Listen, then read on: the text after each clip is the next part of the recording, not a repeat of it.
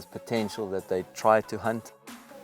So there were 2 brand new little giraffes that were born. So these green wood hoopoes have got quite an interesting social structure.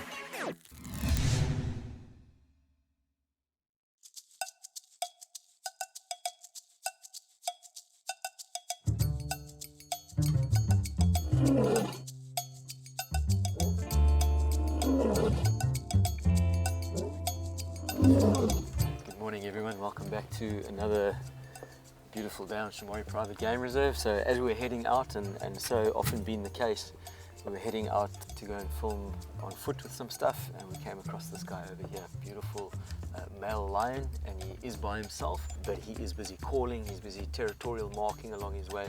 So we're going to stick with him for a little bit and see what we can get, what type of behavior, different interactions, and he might be going to join up with the rest of the pride. So let's stick around for a little bit with him. So he is going onto a pinnacle. The river is in front of us, but curves around back to where he was, overlooking the river line, and his attention was focused that way. So potentially he spent the night out busy marking his territory, busy patrolling his area, and now we'll be heading back to the rest of the pride. So potentially going to keep moving in this direction. I don't think he's going to stay up there for the day. It's actually quite a small little area. I think he's going to drop down across the river line. So I'm going to drive into the dry riverbed around and see if we can do a little bit of interception, if we can predict where he's going to move.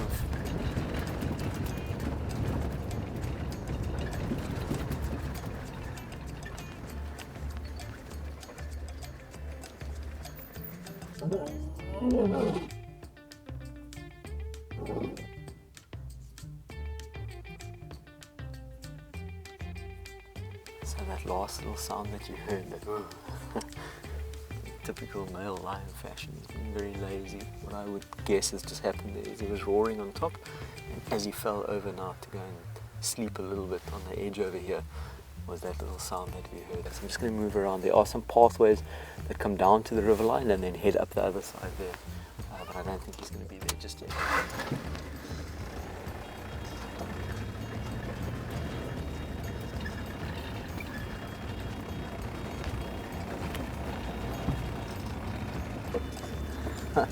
That is a very, very scared bushbuck. See him? Gone. Yeah. So obviously we just had a little bushbuck dart off over there as we driving past the male lions, maybe 30-40 meters in, just on the side over here. So obviously he's not in hunting mode. He's quite blatantly telling the entire bush that he's here, this is his territory, and also where is everyone else.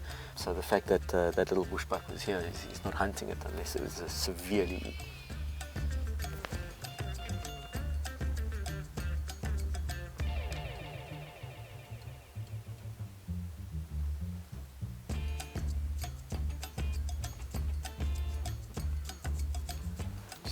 to alarm calling from monkeys up over here as well. There was an alarm call, but then there was a high-pitched shriek as well, which is quite uncharacteristic.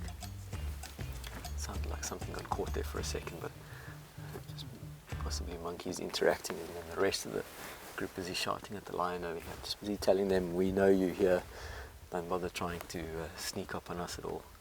When lions are in territorial mode, their body language is saying, I'm in territorial mode, I'm not hunting. Animals are very much aware of their presence, and they'll be just trying to move out of that area. So that little bushbuck is now gone. Little small grey mongoose.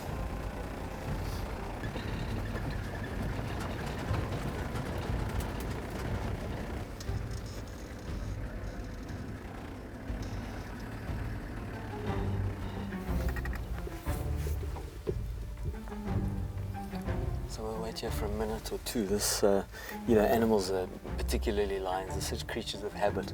If there's a particular game trail that heads off in a direction, or this way or that way, and sometimes game trails right next to one another, you'll very predictably be able to say he'll be on that game trail and not on that one, because animals are such creatures of habit. There is quite a big game trail that comes down over here, and then pathways that head up over there. So I thought he would be utilizing this one, but when we got that woof sound, is I think he fallen over onto his side, and we'll be sleeping up here. It is starting to get a little bit warm for the morning now.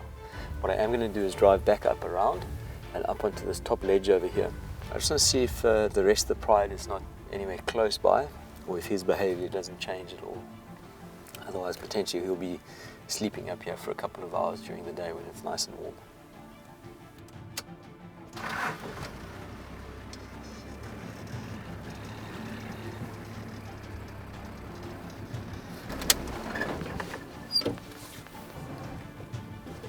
So here's our group of vervet monkeys over there that they've gone up into the tops of the acacia trees now, and they're looking across the river line into this top section over here, which is where the lion went to sleep, or was moving through at least. We're still not sure what he's doing, if he is asleep. We haven't been able to get up there just yet. Their chatter has also died down now, so I think that's the good thing about being able to interpret these different types of sounds and body language signals given off by animals, whether it be visual or audible, whatever it may be. That when a lion's moving, your monkeys will be talking. When the lion stops moving, they'll carry on looking, but they won't talk as much. Now he's gone to sleep, so they know he's not a danger anymore.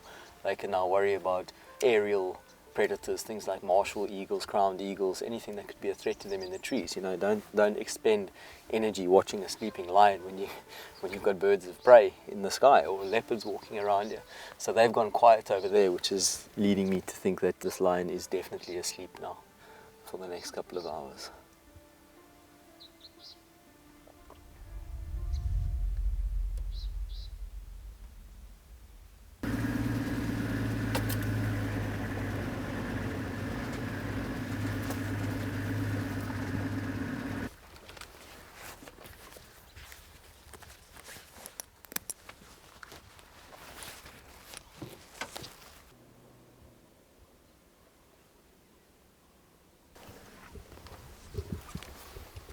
So that pinnacle he came walking onto, the monkeys were up here, and even look, there's a tiny little guy still up here. They're all up in the trees, still looking down over there.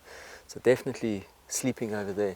So as the morning is starting to warm up now, it's typical of cats that they'll start getting lazy and sleepy.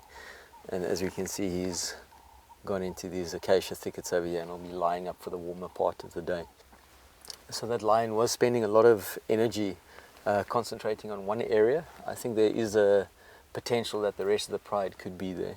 So what we're going to do is we're going to leave this guy sleeping over here. We're just going to head off in a different direction that way over there to what we planned this morning, but you never know what the bush is going to reveal as you're going along. So let's head that way. We might find the rest of the pride, we might find something else interesting along the way.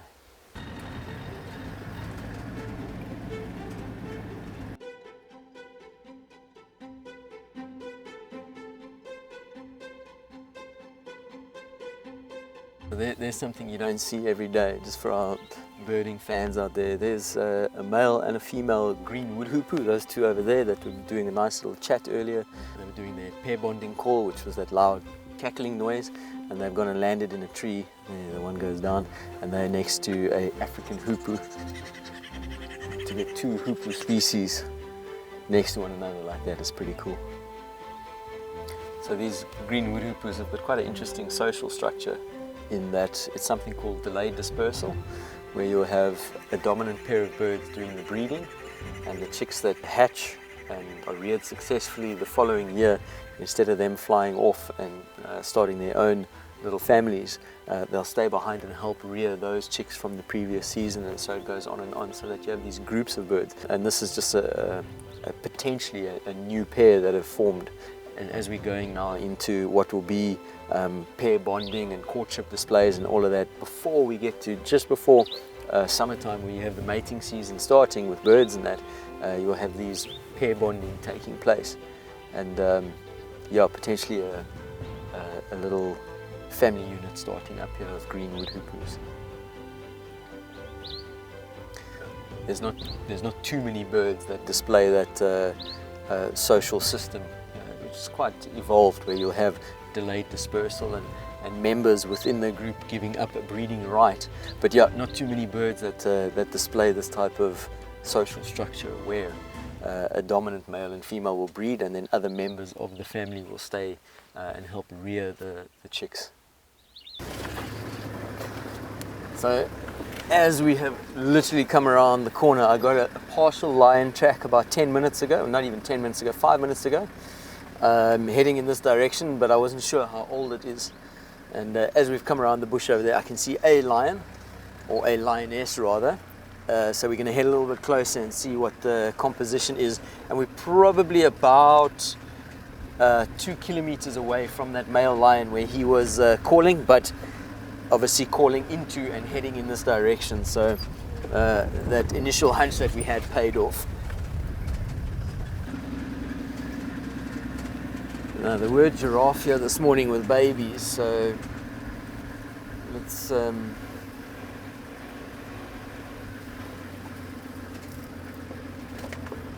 hope a baby didn't get taken.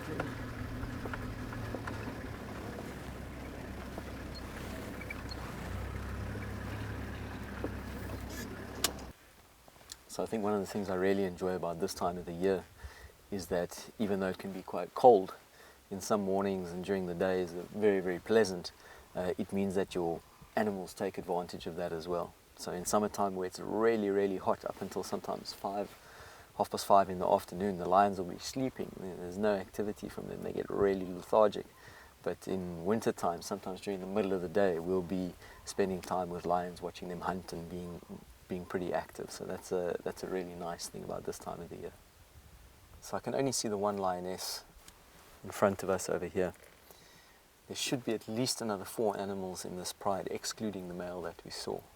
Often what will happen is these cats will get separated, and now we're sitting with one over here, and it might be a few hundred meters away we'll find another one or a group, and they're quite happy in this type of instance for a few hours to be apart from one another. They'll relax, sleep, get their energy back up again, and then in a little while they'll start calling, getting active again, and that's where the pride will get back together. So there were 2 brand new little giraffes that were born. So they walked through here early this morning. There's potential that they tried to hunt and they managed to get away, or the mothers alerted the youngsters or saw the lions before they were able to do something, because this type of situation over here would show me that there was an unsuccessful hunt. We're going to leave this lioness sleeping here. I'm going to head around, see if we pick up on the rest of the pride through these acacias over here. Or maybe even the giraffe that they, in my opinion, might have been trying to hunt, because if the pride is so fragmented like this, they went for something and it didn't work out. So let's head around and see if we find either the giraffe or the rest of the lions.